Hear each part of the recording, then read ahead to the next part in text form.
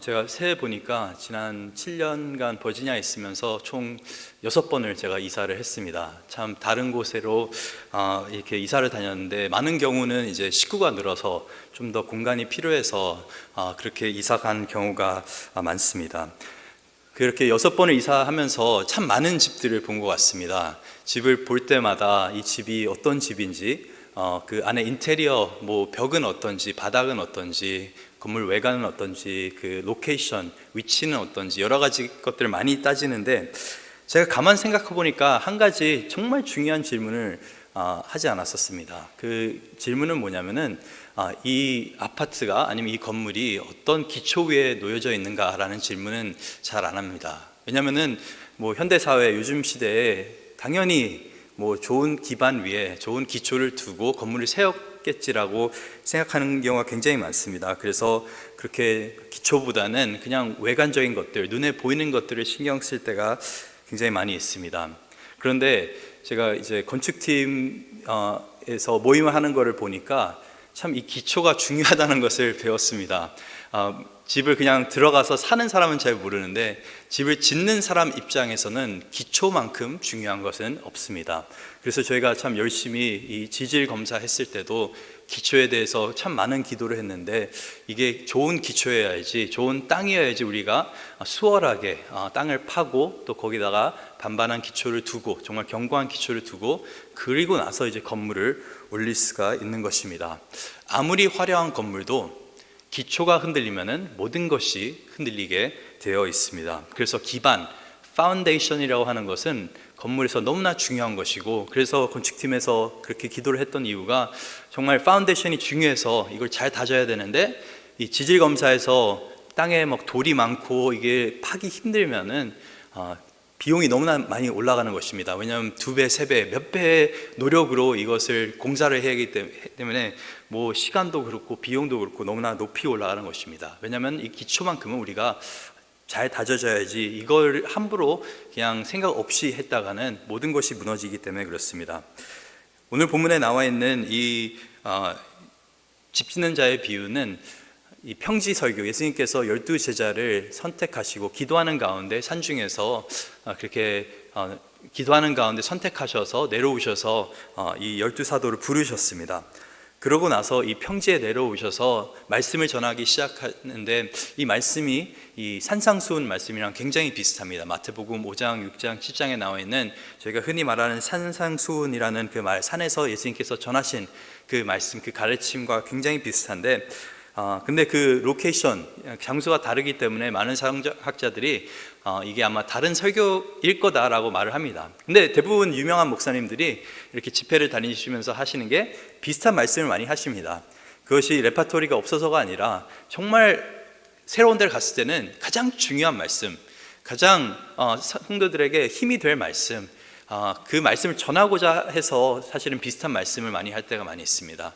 그래서 예수님 또한 그런 마음으로 이렇게 전하지 않으셨을까라는 생각이 듭니다.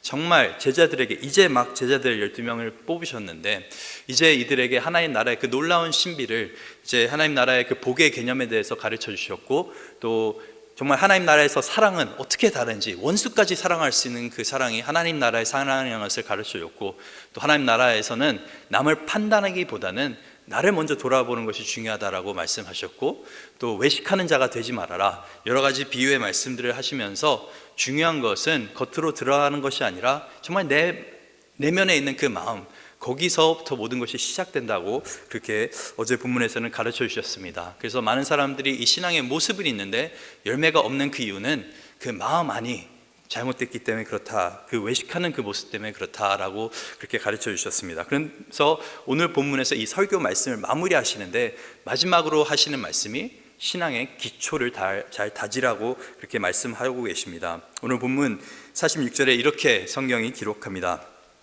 너희는 나를 불러 주여주여 하면서도 어찌하여 내가 말하는 것을 행하지 아니하느냐? 내가 나와 내 말을 듣고 행하는 자마다 누구와 같은 것을 너희에게 보이리라.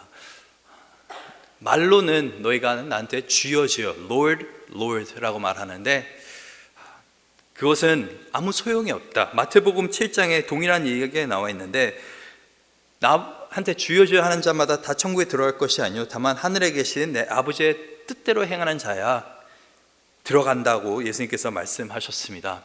그런데 사람들이 이야기하죠. 아니, 내가 주님의 이름을 걸고 선지자 노릇도 했고 귀신도 쫓아냈고 많은 권능을 보였는데 어떻게 내가 천국에 들어가지 못합니까? 그러면서 예수님께서 말씀하시는 게, 그때 그들이 밝히 말하되 내가 너희를 도무지 알지 못하니 불법을 행하는 자들아 내게서 떠나라 라고 예수님께서 말씀을 하십니다. 그 말은 뭐냐면은, 우리가 많은 경우 정말 예수님을 우리가 잘 따르고 있다고 생각할 수 있지만은 실제적으로 그렇지 않다라는 것을 오늘 말씀에서 보여주는 것입니다. 이 말씀의 핵심은 뭐냐면 바로 주님, Lord, 예수님께서는 단순하게 우리가 믿고 따르는 어떤 구원자일 뿐만 아니라 더 나아가서 우리의 인생의 주인이 되신다는 말입니다.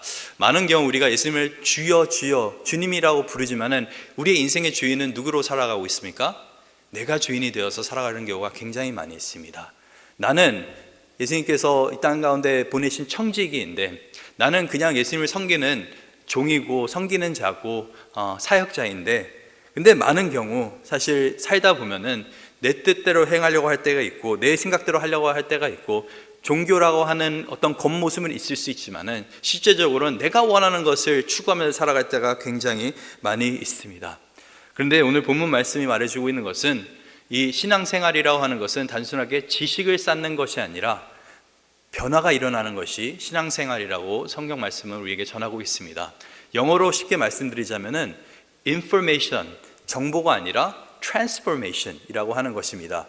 이 예수님께서 말씀하시는 것은, 너희에게는 내가 주님이라는 그런 정보는 있는데 너희가 주여 주여 하면서 많은 말씀을 듣고 또 생각을 하긴 하는데 information은 있는데 정작 삶의 transformation은 없다라고 그렇게 말씀하고 계시는 것입니다. 정작 삶의 변화는 없는데, 그 이유가 뭐냐면 너희가 내 말을 듣는데 그 말대로 행하지 않는다. 두 번이나 46절, 47절 내 말을 듣고 행하지 않는다라고 되어 있습니다. 그리고 행하는 자가 어떤 사람이는가, 그거에 대해서 이 비유의 말씀으로 예수님께서 이제 설교를 마무리하시는데, 집 짓는 자의 비유입니다. 이 비유에는 두 명의 인물이 등장합니다. 이 두 명은 참 비슷한 점이 많이 있습니다. 먼저 집을 짓고자 하는 꿈이 있습니다. 이 집이라고 하는 것은 어떻게 보면은 인생을 상징하는 걸 수도 있습니다. 많은 경우 저희가 집을 지을 때는 참 우리가 살 곳이기 때문에 우리가 사는 인생을 상징하는 것이 이 집입니다. 한 사람이 배를 짓고 다른 사람은 집을 짓고 이랬던 것이 아니라 두 사람은 동일한 목표를 가지고 그렇게 집을 지었습니다. 동일한 열심을 가지고 그렇게 집을 지었습니다. 그리고 결국에는 집을 다 지었습니다. 그 말은 뭐냐면은 한 사람은 게으르고 한 사람은 부지런하고 이런 문제가 아니라는 것입니다. 동일한 목표를 가지고 또 동일한 열심을 가지고 두 사람은 이렇게 집을 지었습니다. 또 재밌는 것은 47절과 49절 말씀을 보면은 두 사람 다 예수님의 말씀을 들었다라고 그렇게 적혀 있습니다. 한 사람은 예수님 말씀을 듣고 그렇지만 행하지 않았고, 한 사람은 예수님 말씀을 듣고 행했습니다. 근데 그 말은 뭐냐면은 두 명 다 교회를 다닌다는 것입니다. 두 명 다 저희로 따지면은 매주 설교를 듣고 목장 모임도 나가고 하나의 말씀에 대한 인포메이션, 지식은 있는 것입니다. 그에 대한 정보는 있는 것입니다.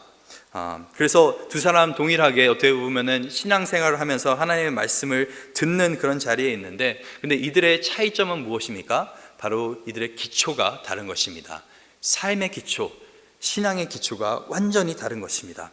첫 번째 사람은 그 반석 위에 그 주추를 놓았습니다. 건물의 기초를 놓았습니다. 오늘 본문 47절입니다. 내게 나와서 내 말을 듣고 행하는 자마다 누구와 같은 것을 너에게 보이리라. 48절 집을 짓되 깊이 파고 주추를 반석 위에 놓은 사람 같으니. 이 반석 위에 집을 짓는 사람의 특징은 이 사람을 나타내는 동사 세 가지를 보면 되는데, 47절에 먼저 내게 나왔고 그 다음에 나의 말을 들었고 또 내 말을 듣고 행했다라고 성경이 기록하고 있습니다. 이것이 어떻게 보면 제자의 모습이 아닌가 싶습니다. 예수님께로 나가는 사람, 예수님께서 불러셨기 때문에 예수님께로 먼저 나가는 것, 그 다음에 예수님의 말씀을 깊이 듣는 것, 그리고 그 말씀 따라 순종하는 것이 간단하게 보면은 제자의 삶인 것입니다. 그래서 이런 사람이 반석 위에 주추를 놓은 사람이라고 되어 있는데, 그런데 반대로 49절에 보니까 주추 없이 흙 위에 이 집을 지은 사람이 있다고 성경이 기록하고 있습니다. 이 사람이 어떤 사람입니까? 예수님의 말씀을 듣고도 행하지 않는 자가 이렇게 아무런 기초 없이 그냥 쉽게 무너질 수 있는 흙 위에 집을 지은 사람입니다. 그래서 특별한 기초 공사 없이, 특별한 노력 없이 집을 지은 것이죠. 근데 문제는 뭐냐면은, 많은 사람들이 이 두 가지 옵션을, 만약에 이 집 두 개가 동일하게 세워져 있는데, 하나는 반석 위에 있고 하나는 또 이 흙, 아니면 이제 마태복음에서는 모래라고 되어 있는데, 모래 위에 집이 지어 있으면은 당연히 반석 위에 있는 집을 선택하죠. 내가 집을 사는 거면 당연히 좋은 기초가 있는 그 집을 내가 구입할 것입니다. 근데 문제는, 지금 이 사람들은 집을 사는 것이 아니라 집을 짓는 사람들인 것입니다. 그래서 이 반석 위에 집을 짓는 거와 이 모래 위에 집을 짓는 것, 그 커스트나 그 노력이나 완전히 다른 것입니다. 새 기도 제목들을 제가 이제 영어권 쪽, 그리고 유스 아이들 것도 제가 이번 주에 한번 쭉 읽어보는 시간을 가졌습니다. 왜냐하면 한 달 정도 지났기 때문에 과연 우리 성도들은 어떻게 지내고 있나 기도하고 있는데, 한번 다시 이제 이 사람들 삶에 어떤 그런 갈증과 신앙의 갈망들이 있나라는 것을 좀 볼 수 있는 시간이었습니다. 근데 대부분, 특히 유스 아이들을 보니까 대부분 적어놓은 것이 정말 올해는 말씀을 더욱더 알 수 있게 해주십시오. 내가 게으르지 않고 뭐 큐티도 하고 또 성경도 읽고 할 수 있게 해주세요. 무슨 말이냐면은 더욱더 하나님의 말씀에 대한 인포메이션을 갖고 싶어 한다라는 것입니다. 또 그 와중에 몇 아이가 이제 우리 부모님과 더 좋은 관계를 갖게 해주세요, 뭐 이렇게 기도한 아이들도 있습니다.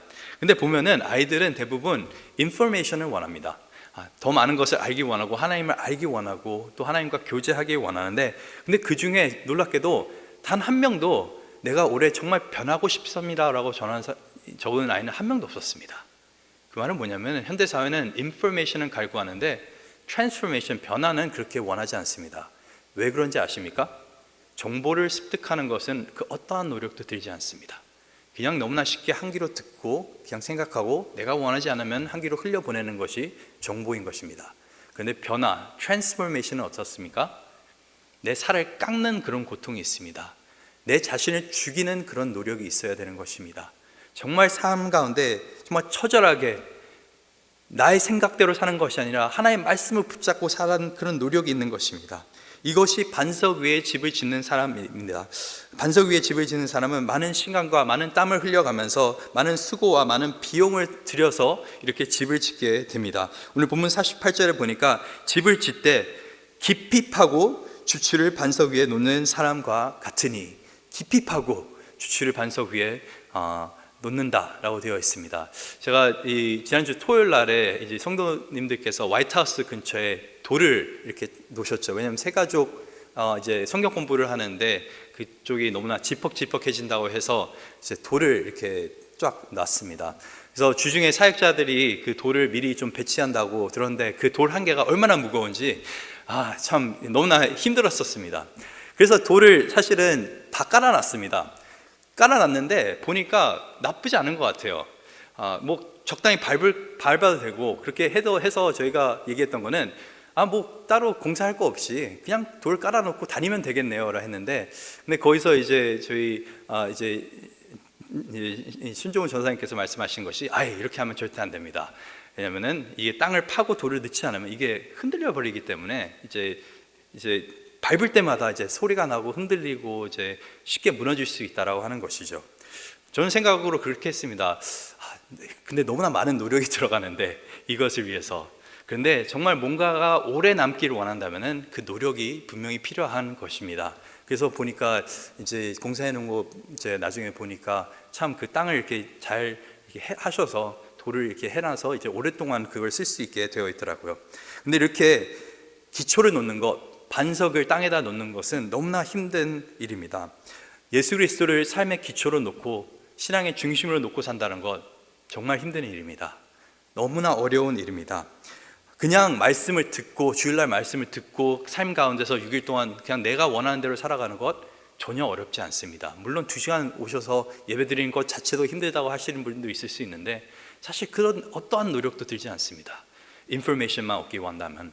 근데 변화를 원하는 분들은 반드시 그에 대한 노력이 있는데 우리가 그래서 참 힘들기 때문에 반석 대신에 모래를 또 흙을 선택하는 경우가 굉장히 많이 있습니다. 또 우리가 왜 도대체 반석이 좋은 걸 알면서도 반석 위에 집을 짓지 않느냐, 왜 이 순종함 위에 집을 짓지 않느냐, 우리의 삶을 짓지 않느냐라고 물어볼 수가 있는데 첫 번째 이유는 힘들어서고 두 번째 이유는 뭐 별일 있겠나라는 생각을 합니다. 왜냐하면 날씨가 좋을 때는 반석 위에 있는 집도 또 모래 위에 있는 집도 다 동일하게 좋아 보입니다. 견고해 보입니다. 땅 밑에 있는 것이기 때문에 뭐 그 어떤 것도 염려할 것이 없습니다. 근데 문제는 인생 가운데 분명히 폭풍은 찾아온다라는 것입니다. 오늘 본문에 나와 있는 이 비유 안에서도 동일하게 두 사람이 집을 지었지만은 동일하게 폭풍을 맞이하게 됩니다. 그냥 일기예보에서 야, 인생 가운데 좀 폭풍이 있을지도 모르겠어 하고 예보하는 것이 아니라 예수님께서 말씀하시는 것은 분명히 삶 가운데 너의 신앙을 흔들고 너의 기초를 완전히 시험할 수 있는 그런 인생 가운데 정말 어려움들이 찾아올 것이다. 그것이 자녀의 문제로 찾아올 수도 있고 그것이 돈의 문제로 찾아올 수도 있고 그것이 관계의 문제로 찾아올 수도 있는데 이런 인생의 여러 가지 폭풍과 여러 가지 풍랑들이 찾아오게 되는데 그런 순간에서 반석 위에 지은 집과 이 흙 위에 지은 집은 완전히 다른 결과물을 보이는 것을 알게 됩니다. 반석 위에 있는 집은 어떤 바람이 불어도 어떤 풍랑과 폭풍이 찾아와도 견고하게 서 있습니다. 하지만 오늘 본문 49절에 보니까 듣고 행하지 않는 자는 주체 없이 흙 위에 집을 지은 사람 같으니 탕류가 부딪힘에 집이 곧 무너져 파괴됨이 심하니라 하시니라. 그래서 인생의 여러 가지 어려움들 그 속에서 신앙의 그 뿌리가 없는 사람들은 그 뿌리가 없다라고 하는 것은 신앙에 참된 변화가 없는 사람들은 예수 그리스도를 주로 시인은 하지만은 그 삶 가운데 예수님의 말씀을 따라 살려고 하는 그 처절한 몸부림이 없는 사람들은 어려움이 있으면 무너진다라는 것입니다. 이게 참 무서운 말씀인 것 같습니다.